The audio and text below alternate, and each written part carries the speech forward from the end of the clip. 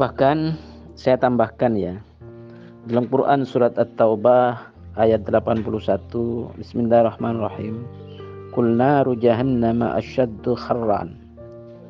Katakanlah, api neraka jahanam itu teramat sangat panasnya. Ilustrasi ini diperjelas oleh hadis ya yang diriwayatkan oleh Bukhari dan Muslim, bahwa pada prinsipnya api yang dinyalakan oleh anak keturunan Adam hanyalah satu bagian kecil dari 70 bagian panasnya neraka jahanam.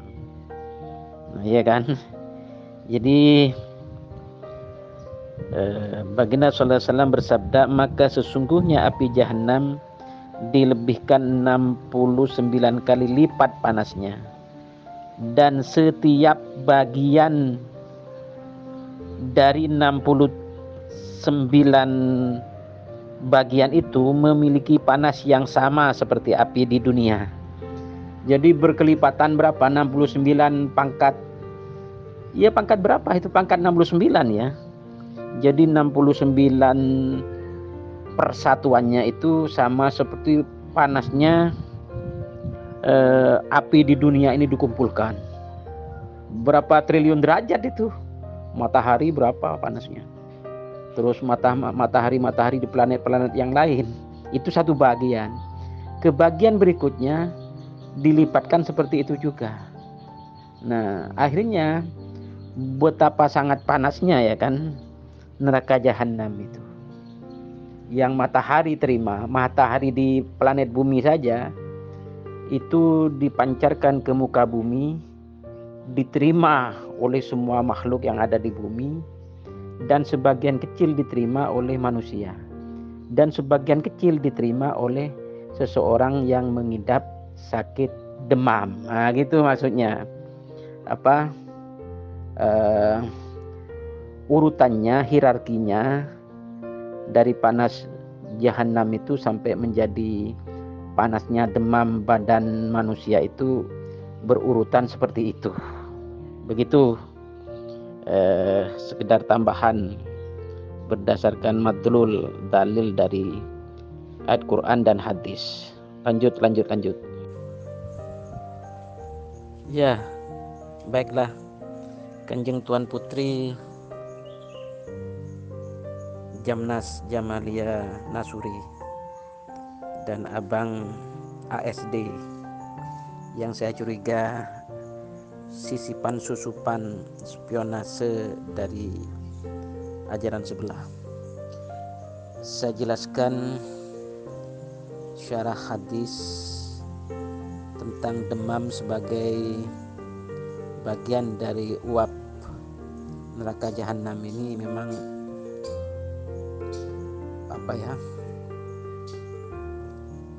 setelah ditakhrij ditemukan hadis ini berkualitas sahih dari sisi tersambung sanadnya dan dari segi para perawinya yang bersifat adil dan dhabit. Dari segi matanya tidak ada kejanggalan atau cacat. Bahwa sebenarnya maksud hadis ini para ulama berbeda pendapat dalam memahaminya. Ada yang berpendapat bahwa hadis ini dipahami secara alegoris, secara majazi. Tapi ada juga yang memahaminya dengan makna hakiki. Ya. Bahkan dalam riwayat lain hadis tersebut disebutkan dengan frase al-humma min fauri jahannam, yaitu bagian dari didihan api neraka jahanam. Kata al-fauruh dan al-faihuh dapat diartikan sebagai panas atau kobaran api atau didihan api neraka. Namun dari kedua frase itu memiliki makna yang sama, yaitu sama-sama mengeluarkan efek yang timbul dari panas dan gejolaknya. Ya. Kandungan matan hadis tentang demam ini yang berasal dari uap api jahanam tidak bertentangan dengan ayat suci Al-Quran dan syariat Islam. Bahkan dalam ayat suci Al-Quran dijelaskan bahwa panasnya api neraka jahanam bisa diperumpamakan dengan panasnya api neraka yang ada dalam hadis tersebut. Dan dalam hadis pun tidak ada pertentangan dan saling mendukung antara riwayat yang satu dengan riwayat yang lainnya. Jadi panjang ini ya. Jadi seperti dijelaskan di dalam Sahih Muslim bahwa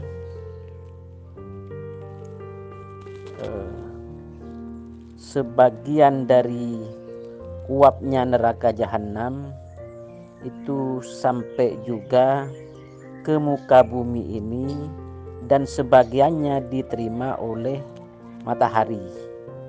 Nah, di mana matahari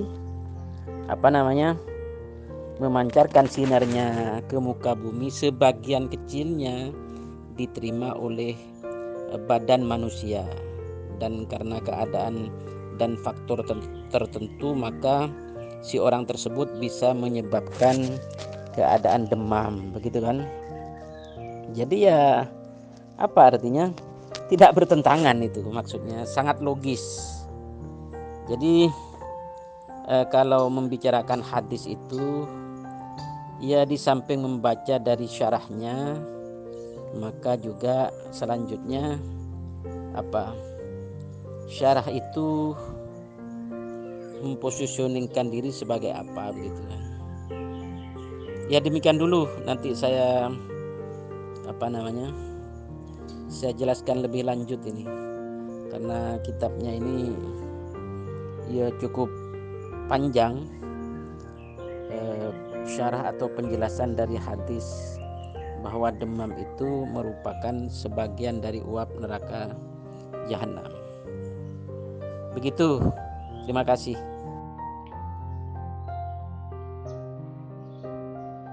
Ya, panjenengan si tulang itu diulang-ulang ya. Sisipan susupan spionase dari ajaran sebelah, saya curiga seperti itu. Semoga tidak. Jadi ketika membahas suatu hadis ya, jangan langsung ditakwilkan dengan pikiran sendiri. Juga boleh, itu ancamannya berat itu. Ya, jadi saya akan membaca itu tadi syarah hadis, penjelasan hadis dari ulama ahli hadis, ya kan. Sedangkan sampean memperbandingkan dengan nuzulnya baginda Yosua Hamisyah, Yesus Isa ibn Maryam Al-Masih alaihi salatu wassalam, tentang nuzulnya ke muka bumi itu ya tidak seperti itu. Itu diartikan secara majazi atau diartikan secara hakiki tidak berpengaruh ya. Jadi turunnya baginda Isa ibn Maryam ke muka bumi itu ya diriwayatkan paling tidak dalam kutubus sittah ya. Saya baca saja. Saya baca matan konten hadisnya. Bismillahirrahmanirrahim.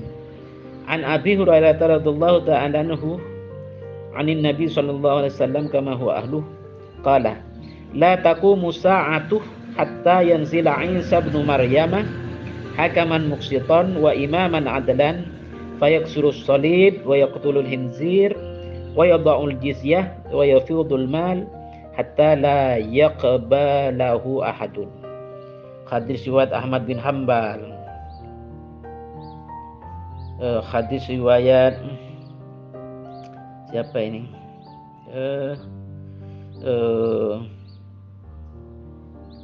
At-Tirmidzi. Hadis riwayat Al-Bukhari.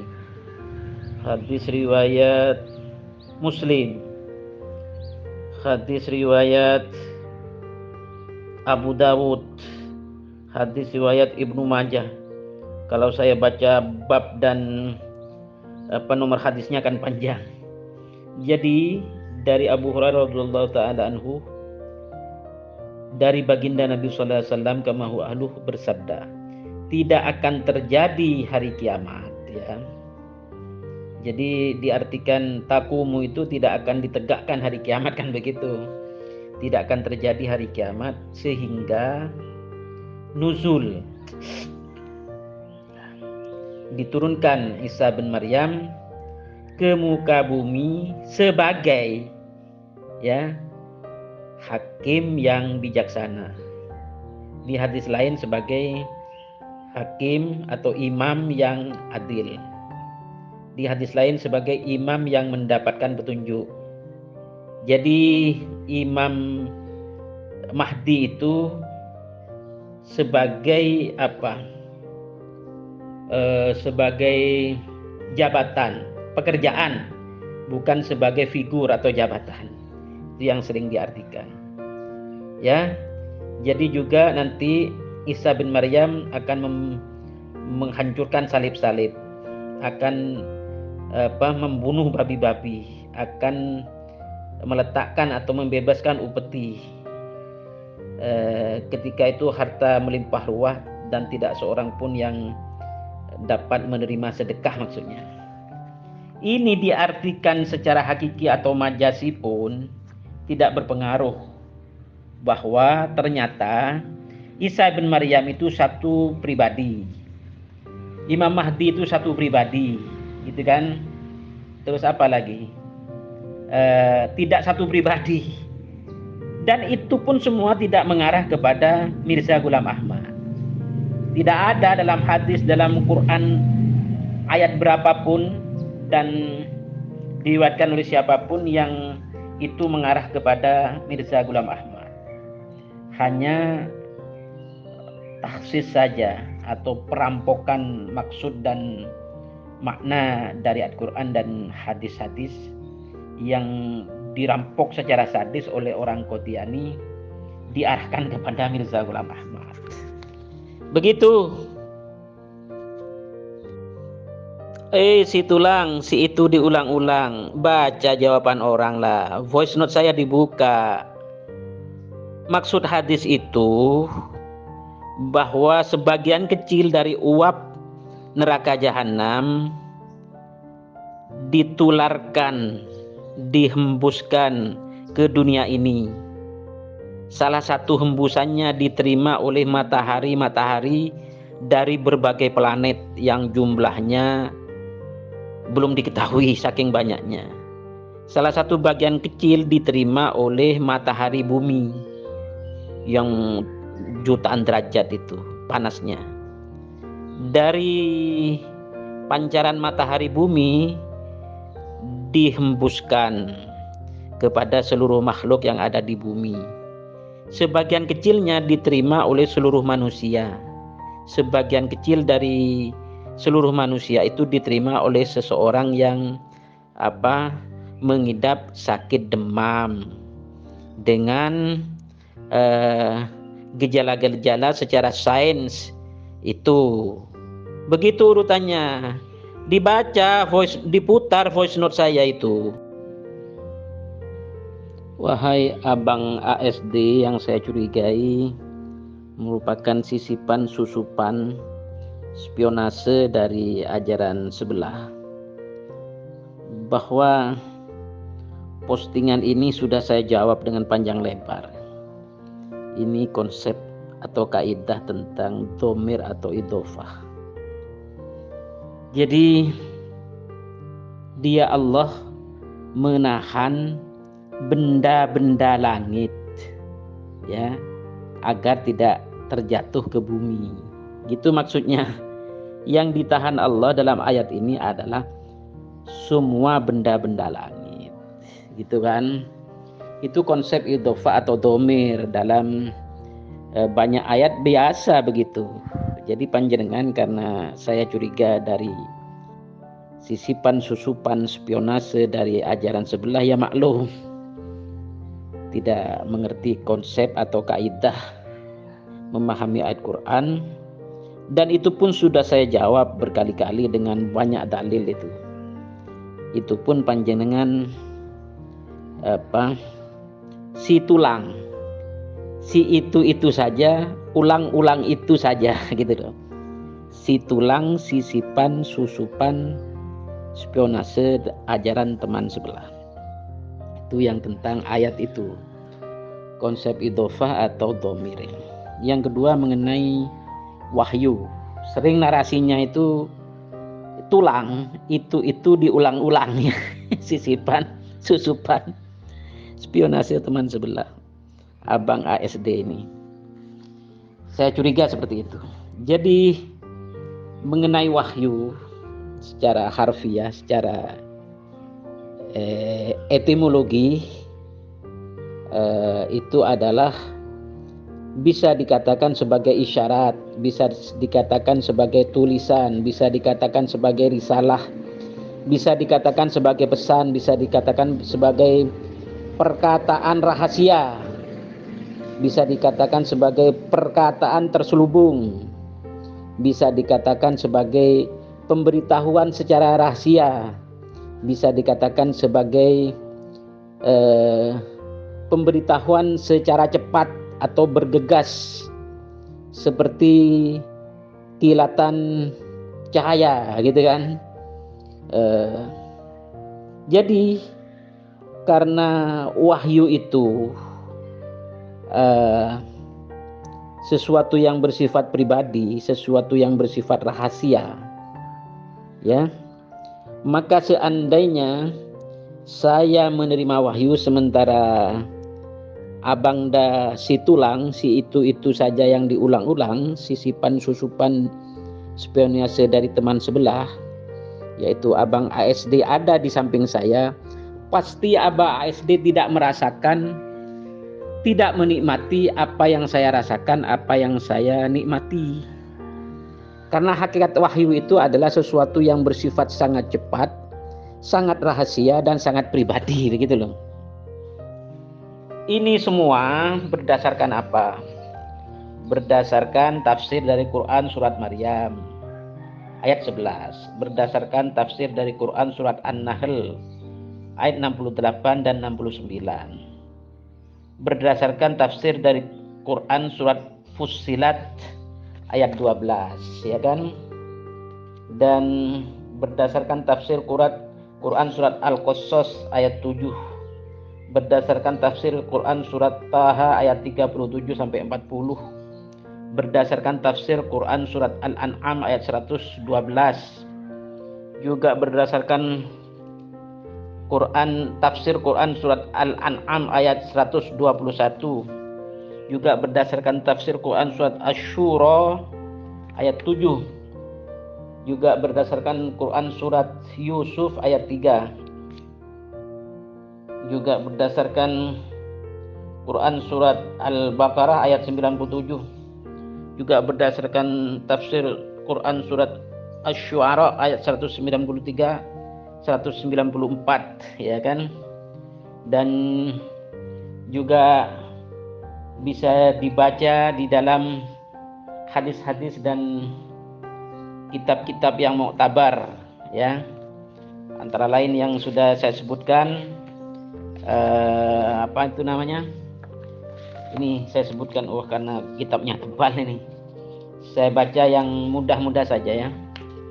Jadi ada 10 kitab tentang pengertian wahyu di dalam kitab suci Al-Quran. Salah satunya adalah Gharaibul Masahif dari Syekh Al-Warraq, juga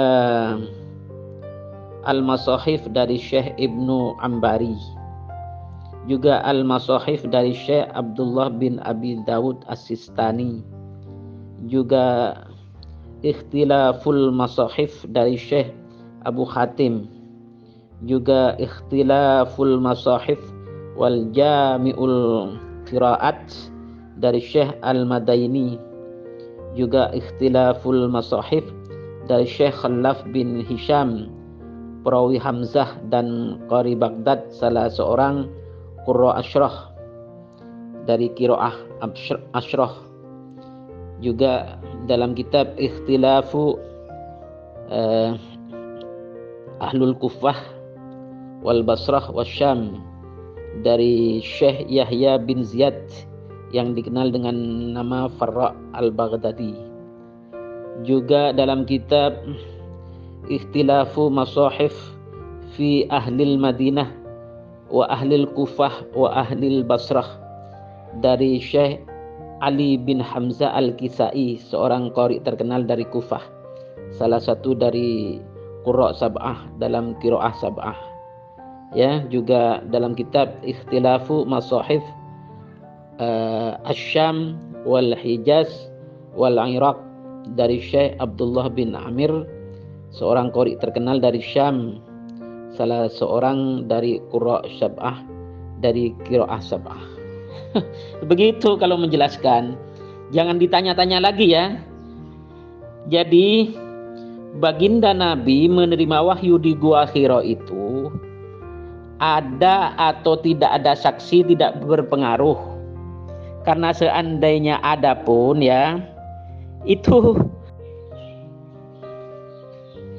bahkan saya tambahkan ya, dalam Quran surat At-Taubah ayat 81, Bismillahirrahmanirrahim, Qul naru jahannama asyaddu kharran, katakanlah api neraka jahanam itu teramat sangat panasnya. Ilustrasi ini diperjelas oleh hadis ya yang diriwayatkan oleh Bukhari dan Muslim, bahwa pada prinsipnya api yang dinyalakan oleh anak keturunan Adam hanyalah satu bagian kecil dari 70 bagian panasnya neraka jahanam. Iya kan? Jadi Baginda sallallahu alaihi wasallam bersabda, maka sesungguhnya api jahanam dilebihkan 69 kali lipat panasnya, dan setiap bagian dari 69 bagian itu memiliki panas yang sama seperti api di dunia. Jadi berkelipatan berapa? 69 pangkat. Ya pangkat berapa? Itu pangkat 69 ya. Jadi 69 persatuannya itu sama seperti panasnya api di dunia ini dikumpulkan. Berapa triliun derajat itu? Matahari berapa panasnya? Terus matahari di planet-planet yang lain itu satu bagian. Ke bagian berikutnya dilipatkan seperti itu juga. Nah, akhirnya betapa sangat panasnya ya kan neraka jahanam itu. Yang matahari terima, matahari di planet bumi saja itu dipancarkan ke muka bumi, diterima oleh semua makhluk yang ada di bumi, dan sebagian kecil diterima oleh manusia, dan sebagian kecil diterima oleh seseorang yang mengidap sakit demam. Nah, gitu maksudnya. Urutannya, hierarkinya dari panas jahanam itu sampai menjadi panasnya demam badan manusia itu berurutan seperti itu. Begitu. Sekedar tambahan berdasarkan madlul dalil dari ayat Quran dan hadis. Lanjut. Wahai abang ASD yang saya curigai merupakan sisipan susupan spionase dari ajaran sebelah, bahwa postingan ini sudah saya jawab dengan panjang lebar. Ini konsep atau kaidah tentang dhamir atau idhofah. Jadi dia Allah menahan benda-benda langit, ya, agar tidak terjatuh ke bumi. Gitu maksudnya. Yang ditahan Allah dalam ayat ini adalah semua benda-benda langit. Gitu kan? Itu konsep idhofah atau dhamir dalam banyak ayat biasa begitu. Jadi panjenengan, karena saya curiga dari sisipan susupan spionase dari ajaran sebelah, ya maklum tidak mengerti konsep atau kaidah memahami ayat Quran. Dan itu pun sudah saya jawab berkali-kali dengan banyak dalil itu. Itu pun panjenengan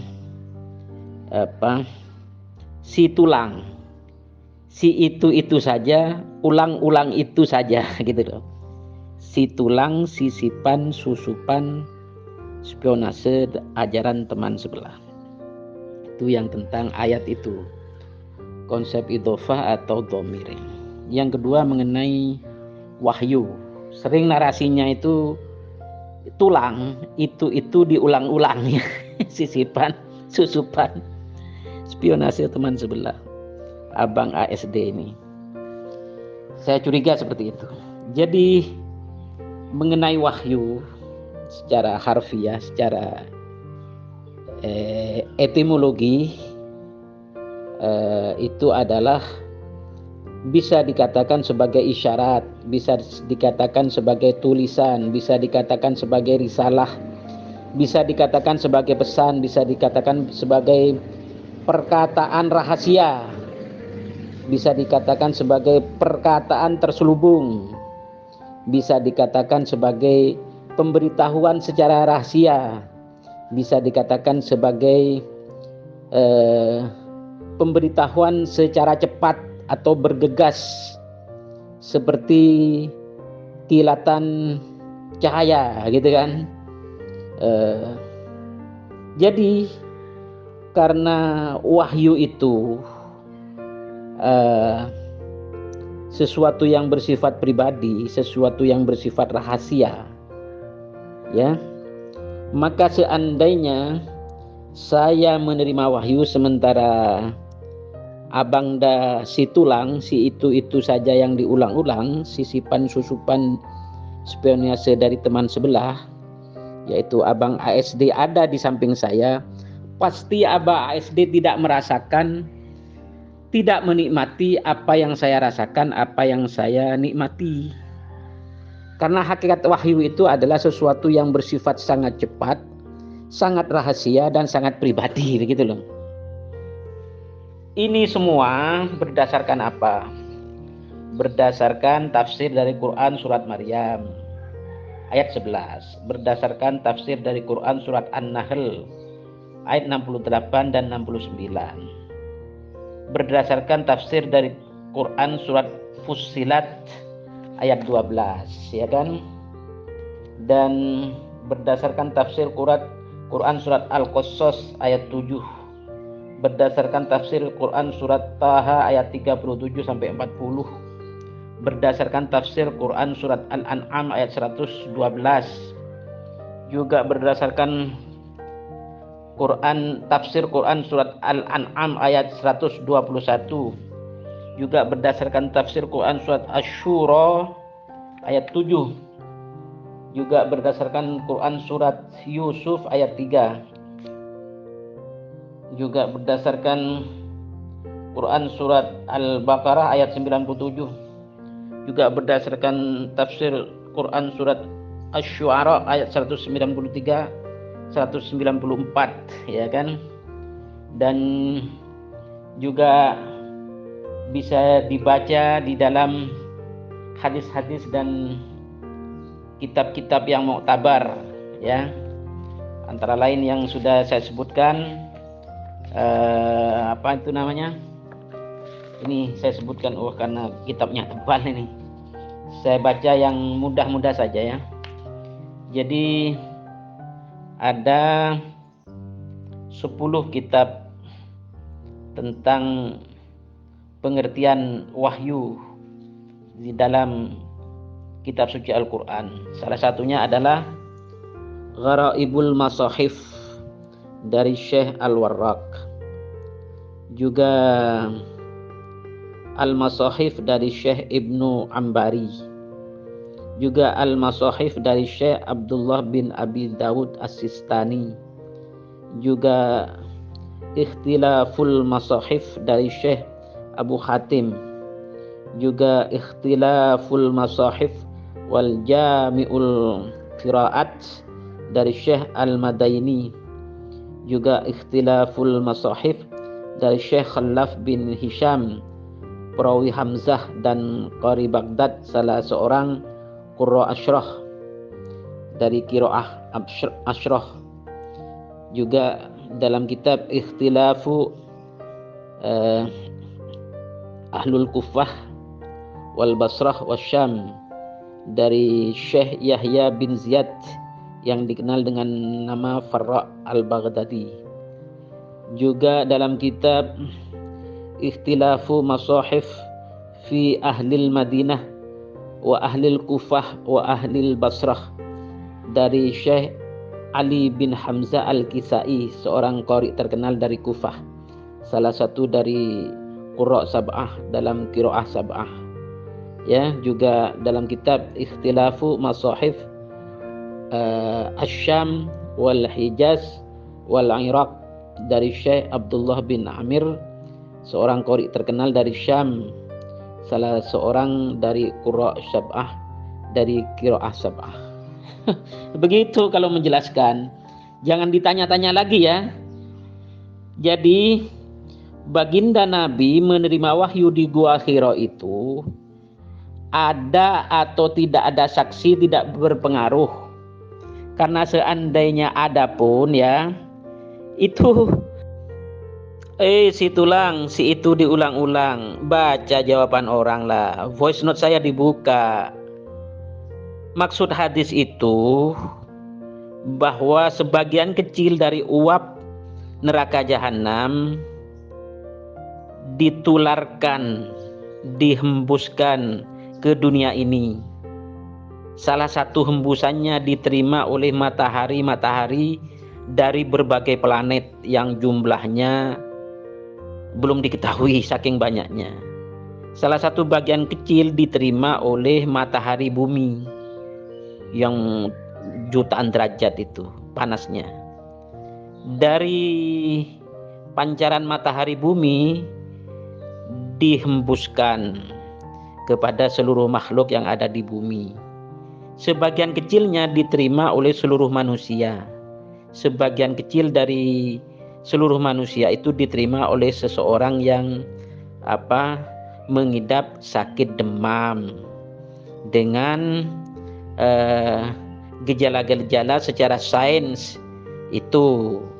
Begitu urutannya. Dibaca diputar voice note saya itu. Ya, panjenengan si tulang itu diulang-ulang ya. Sisipan susupan spionase dari ajaran sebelah, saya curiga seperti itu. Semoga tidak. Jadi ketika membahas suatu hadis ya, jangan langsung ditakwilkan dengan pikiran sendiri. Juga boleh, itu ancamannya berat itu. Ya, jadi saya akan membaca itu tadi syarah hadis, penjelasan hadis dari ulama ahli hadis, ya kan. Sedangkan sampean memperbandingkan dengan nuzulnya baginda Yosua Hamisya, Yesus, Isa ibn Maryam, Al-Masih alaihi salatu wassalam, tentang nuzulnya ke muka bumi itu, ya tidak seperti itu.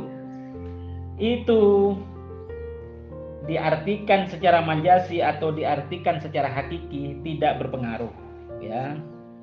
Jadi turunnya baginda Isa ibn Maryam ke muka bumi itu ya diriwayatkan paling tidak dalam Kutubus Sittah, ya.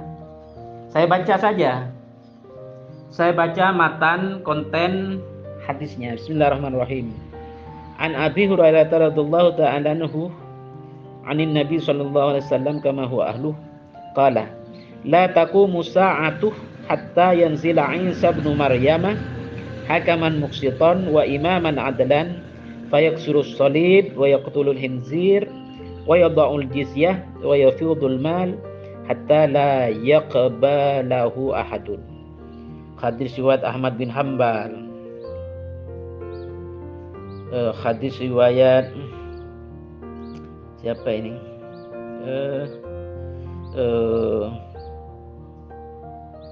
At-Tirmidzi.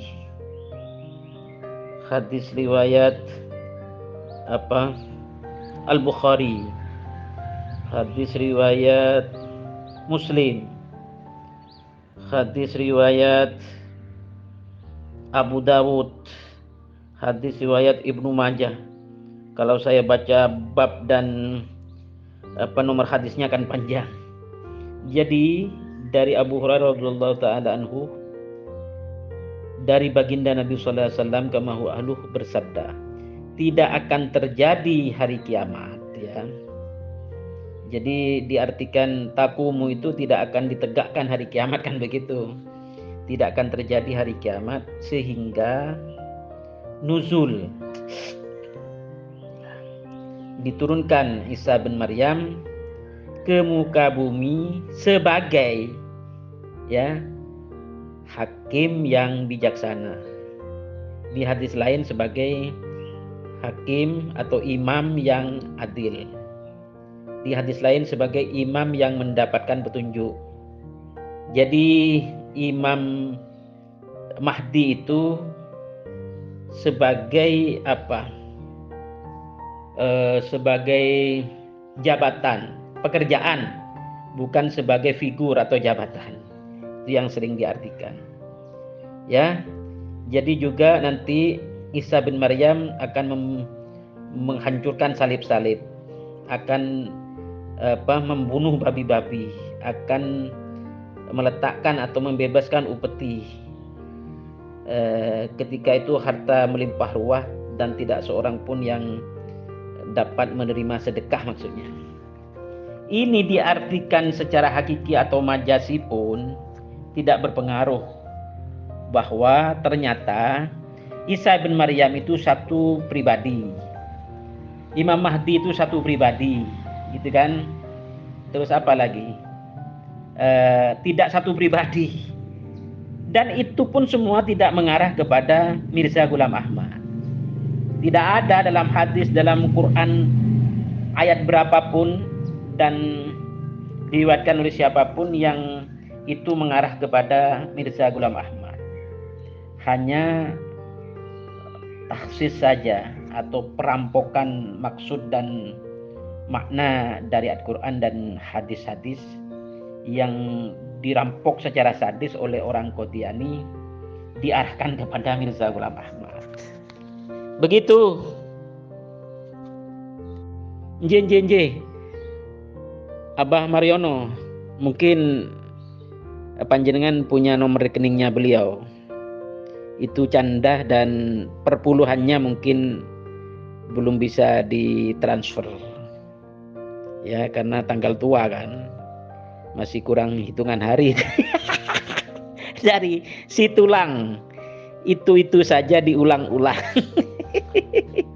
Sisipan susupan, spionase, si tulang, si suspin. Wah, bagus ini. Si tulang, si suspin. Bagus ini gelar atau lakop untuk Abangda ASD. Saya iklankan kepada semua netizen di WA Group kembali kepada Fitro ini, bahwa Abangda ASD saya beri lakop gelar kebanggaan, yaitu si tulang, si suspin. Asik itu. Kuch hotahe. Wah. Nje kan jeng Tuan Putri Jamnas Jamaliana Suri. Tolong mohon ya nomor rekeningnya beliau itu. Saya mau kirimi pulsa itu. Gak dilihat voice note saya ini. Mungkin candahnya atau perpuluhannya belum dibayar itu. Kan tanggal tua sekarang. Ya mohon. Mohon tanyakan pada beliaunya, Bunda Kanjeng Tuan Putri. Nomor rekeningnya ya. Saya kirim candahnya dan perpuluhannya ya. Dari Situlang. Itu diulang-ulang. Si sisipan susupan spionase dari aliran tertentu. Si tulang bagus, si tulang. Si tulang coach hotahe.